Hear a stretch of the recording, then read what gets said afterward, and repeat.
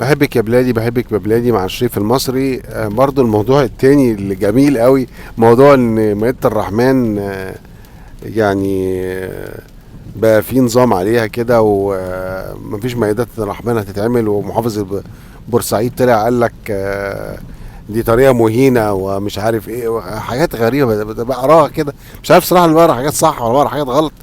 بس يعني كل ما بقعد اسمع الحاجات دي، يعني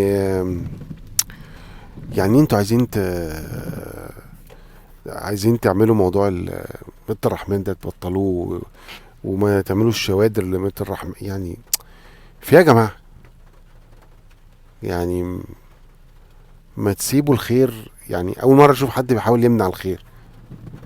ما تسيبوا الخير، ويا خايفين بقى ان الخير ده يبقى جاي مثلا من الاخوان مثلا. ما تسيبوهم يعملوا خير، على الاقل يكفروا على الذنوب المنيلة اللي عندهم.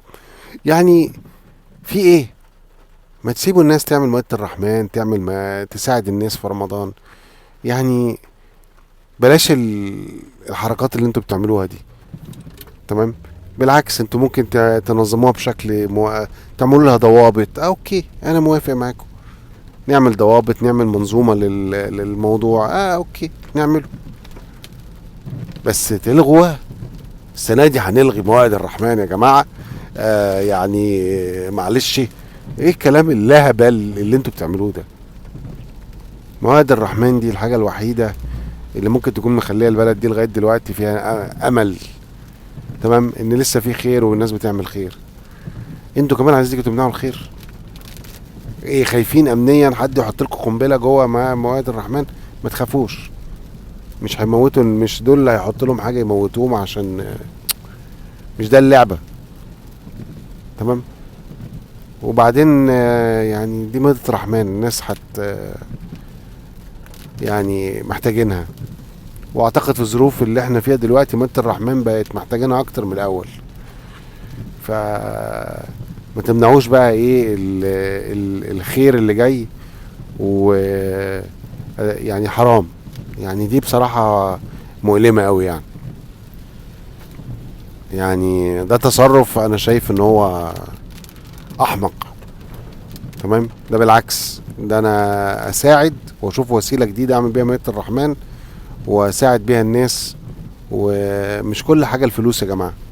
يعني الفلوس مش ان انت تديها لواحد وخلاص. ممكن الواحد تديله الفلوس وهو ما عندوش القدرة انه هو يعني ما عندوش قدرة. يعني عنده عايز يقعد في حتة كل لقمة سخنة ياكلها بدل ما يخش مطعم ويقف. يعني دي معلش، انا ممكن اكون ده يعني مخي بايظ، بس يعني انا شايف ان دي يعني اعظم حاجة ان واحد يكون جعان او صايم وانت تفطره.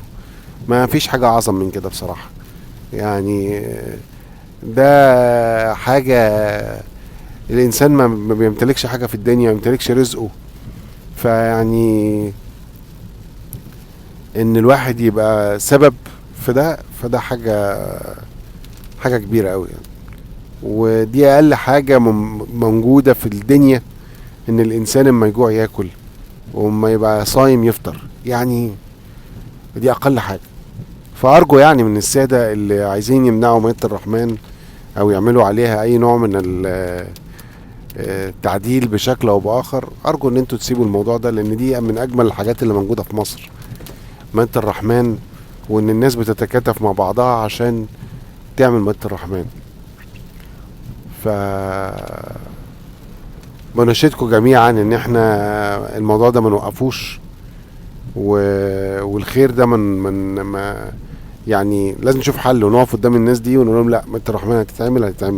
ده مش العلاوه ال10% اللي انتوا عاملين عليها ده ضجه في مجلس الشعب بالفضيحه اللي انتوا فضحتونا بيها.